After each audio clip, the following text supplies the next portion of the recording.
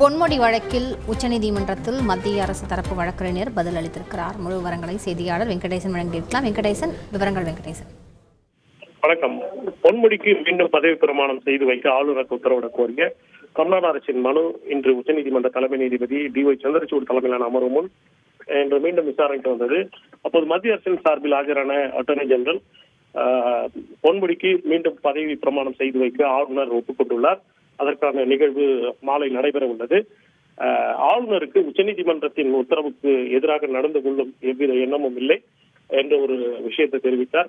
அப்போது தமிழ்நாடு அரசின் சார்பில் ஆஜரான மூத்த வழக்கறிஞர் P. வில்சன் குறிப்பாக உச்சநீதிமன்றத்தின் போன்ற அமைப்புகளால் தான் நாட்டில் ஜனநாயகம் தலைத்தோங்குகிறது என்ற ஒரு கருத்தை தெரிவித்தார்.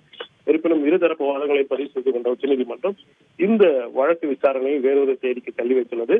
ஏனெனில் ஆளுநருக்கு பிறப்பித்த உத்தரவை அவர் ஏற்று அதற்கு பணிந்து தற்போது அந்த அமைச்சர் பொன்முடிக்கு மீண்டும் பதவி பிரமாணம் செய்து வைக்க ஆளுநர் முன் வந்ததை தொடர்ந்து இந்த விசாரணை என்பது தற்போது வேறொரு தேதிக்கு தள்ளி வைத்துள்ளது. ஏனெனில் இந்த மசோதாக்களுக்கு நிலுவையில் உள்ள விவகாரங்கள் தொடர்பான மனுவில் தான் தமிழ்நாடு அரசு இந்த இடையீட்டு மனுவை தாக்கல் செய்தது. அந்த மனு மீதான விசாரணை வேறொரு நாளுக்கு நடைபெறும் என எதிர்பார்க்கப்படுகிறது. முழு விவரங்களுக்கு நன்றி வெங்கடேசன். செய்திகளை உடனுக்குடன் தெரிந்து கொள்ள உடனே சப்ஸ்கிரைப் பண்ணுங்க.